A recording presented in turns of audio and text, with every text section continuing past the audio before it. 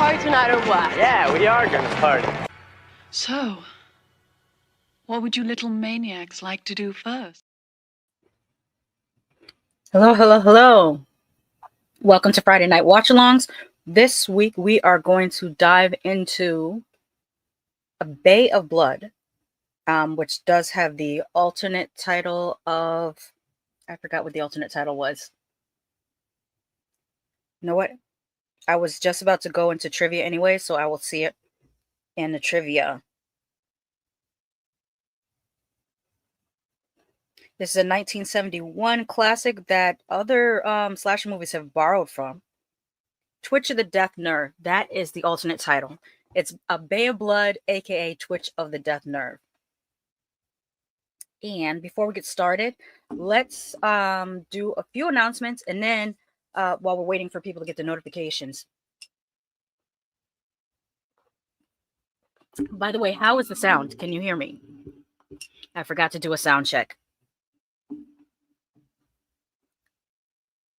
Let me pull up the trivia on A Bay of Blood or Bay of Blood. Sometimes it's just listed as Bay of Blood or A Bay of Blood, and then also listed as Twitch of the Death Nerve.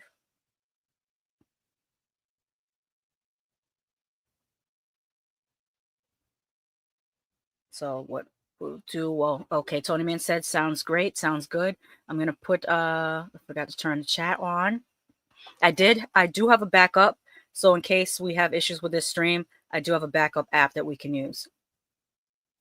All right, Tony Man says it sounds like right in your ear. Let me do a few announcements while we're waiting. In case you missed it, earlier this week on Wednesday, I did a new episode of Horror Week. We talked about the great reviews that Good Boy is getting. We talked about a couple of new movies that have just gotten distribution. We talked about Guillermo del Toro's Frankenstein, also getting released in limited release in theaters. We also talked about The Black Phone 2. So it's amongst lots of other things. Like, it was well over 2-hour stream. So I believe it's about 2-hour stream. So check that out in case you haven't gotten a chance to see it when it premiered. On Thursday, Tony Man joined me and we talked about VHS Halloween as well as the Tubi movie Run. Run was actually in theaters for maybe a week or two before it went on to Tubi. But one of these movies is really, really good and the other one's really, really bad. You have to watch our podcasts because there are visuals. You can also listen to it, the audio only format, but there are visuals if you're watching it. And see what we had to say about both of these. And then earlier today, I did a tutorial, bald cap tutorial. And this is pretty much how it came out. I had fun doing that. But definitely check out that tutorial on how to apply a bald cap. And we also played around with some makeup just for fun. And I now realize how much, like, once I did this makeup, I can kind of see, like, from the nose down, my uncle, like, we have the same, if I masculinized my face, I look similar to my uncle. Never noticed it before. All right. Let me put up, while we're waiting, the image for,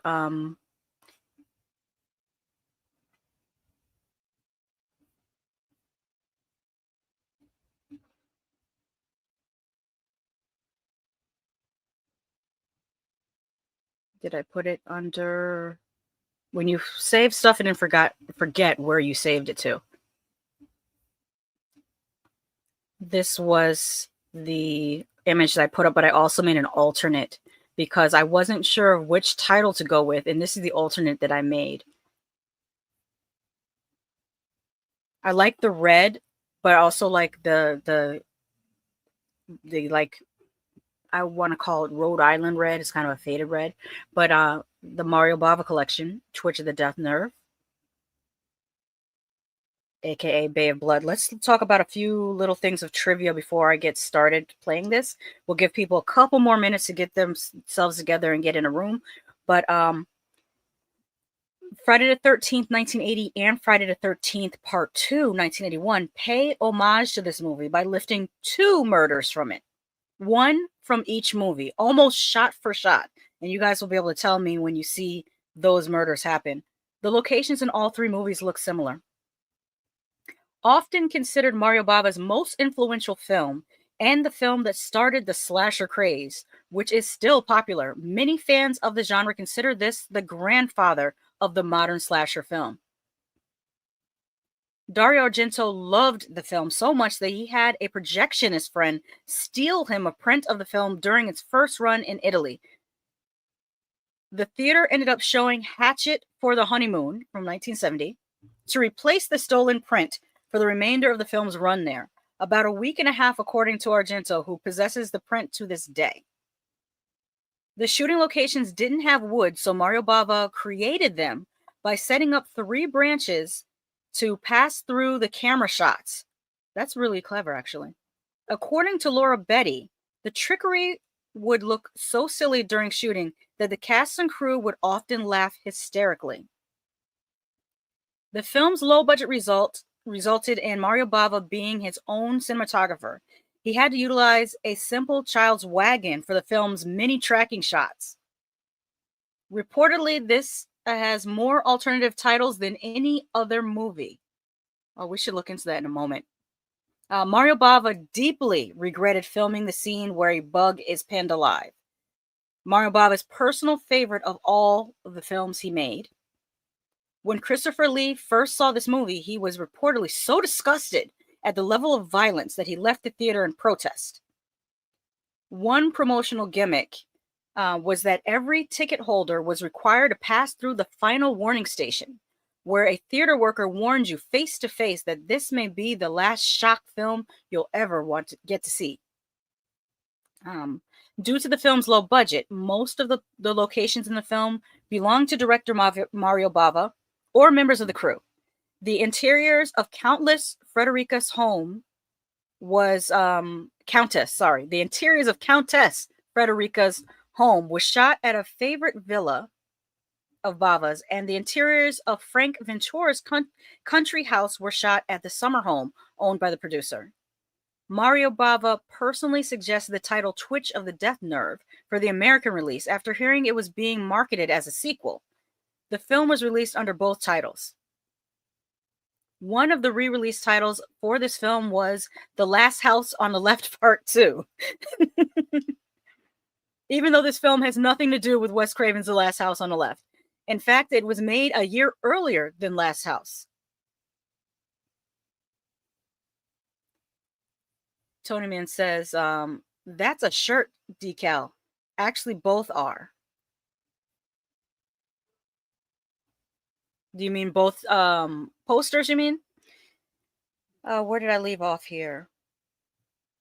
One of 39 films that were successfully prosecuted under the Obscene Publications Act in the UK, a list commonly known as the Video Nasties.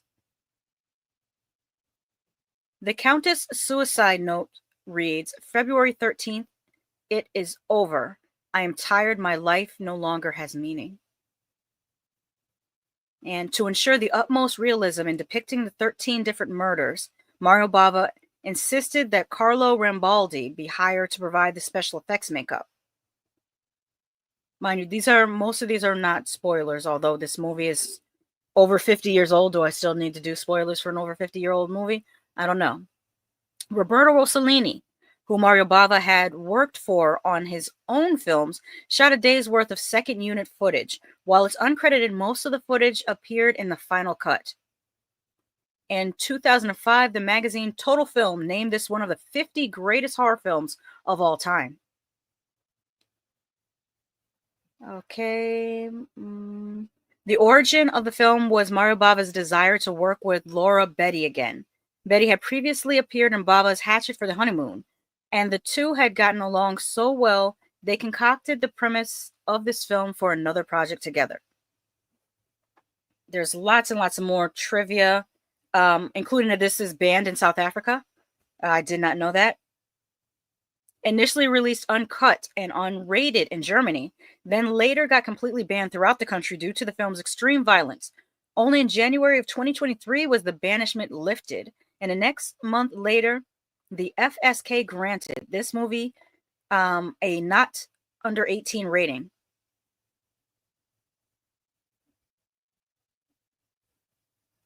And just so you know, the first line of dialogue isn't spoken until 8 minutes and 50 seconds into the film. This also played scattered dates with the title Snuff is My Game in 1976 in order to capitalize on the controversy surrounding Snuff 1975. Some mistakenly thought the film was actually a snuff film shown under a different title.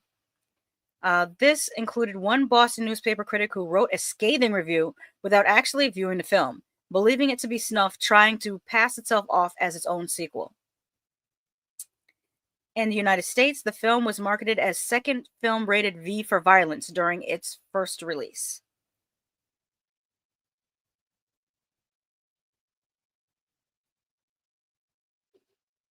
In 1971, Aviores Film Festival jurors awarded the film the Best Makeup and Special Effects Award. Carlo Rambaldi's effects work also earned the film a Special Mention Award at the prestigious Sitges Festival in 1971. And the film not only had numerous release titles, but also several working titles throughout the production. Among them include The Stench of Flesh, Thus Do We Live to Be Evil, and That Will Teach Them to Be Bad. Also, Ecologia del Delito, Ecology of Crime, ended up being the first title the film was screened under in Italy. So how many titles has this film had? Let's see how many titles. I want to count them out of curiosity. Also known as. Okay, we said Ecologia del Delito, but there's also Bahia de Sangre, which is Bay of Blood in Spanish.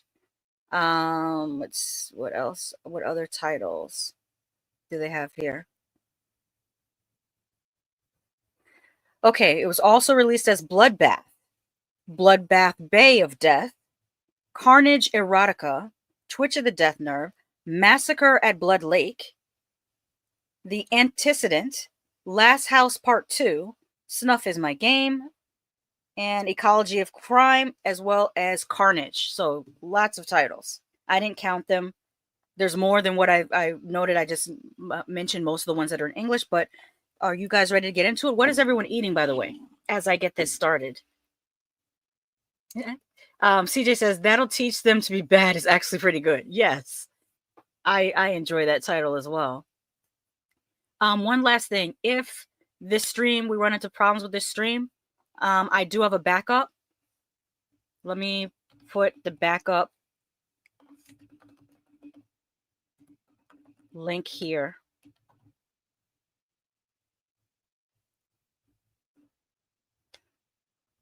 And then I'm going to pin it to the top. That's the backup. It's on an app called Watch Together. So if we run into problems on YouTube, we're going to jump over to Watch Together for tonight. So let me take this down and let's get into our feature presentation.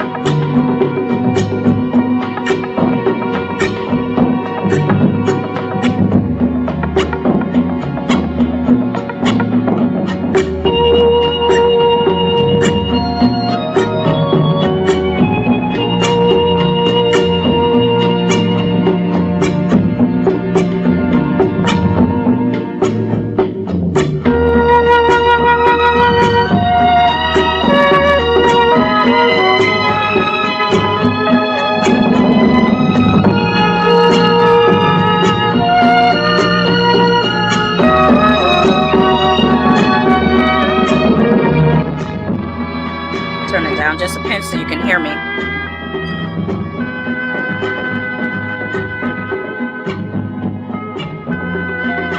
One thing that I really love about Italian movies is the score.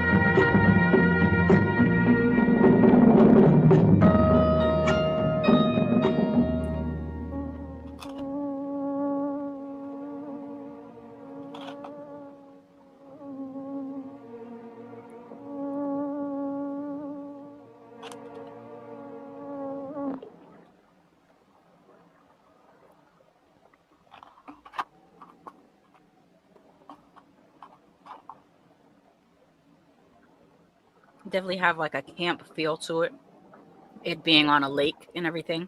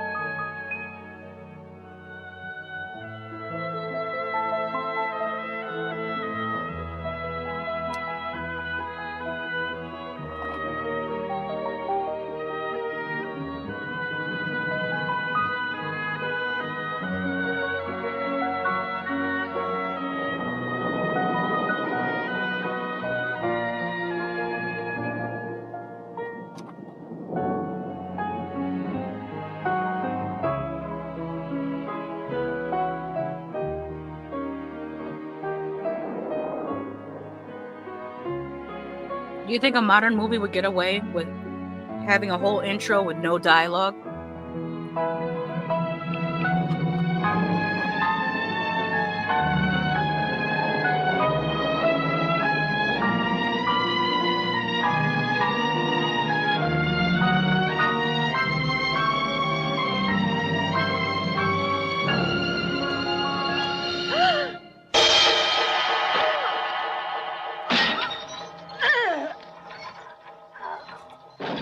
That's cold-blooded.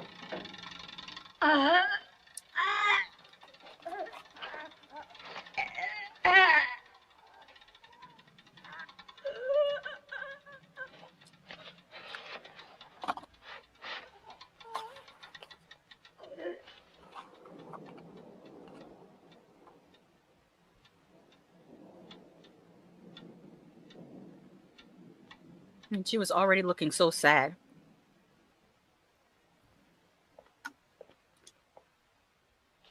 Probably not, as it's too bad because they could just set the atmosphere like this. Yeah, you weren't expecting that, Tony Man, huh?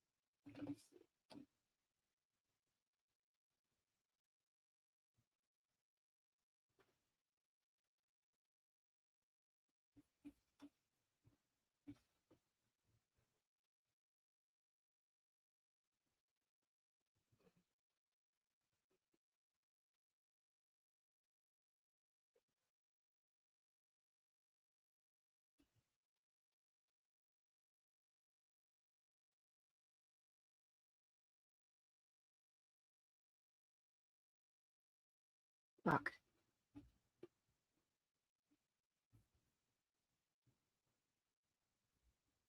Pause. Okay.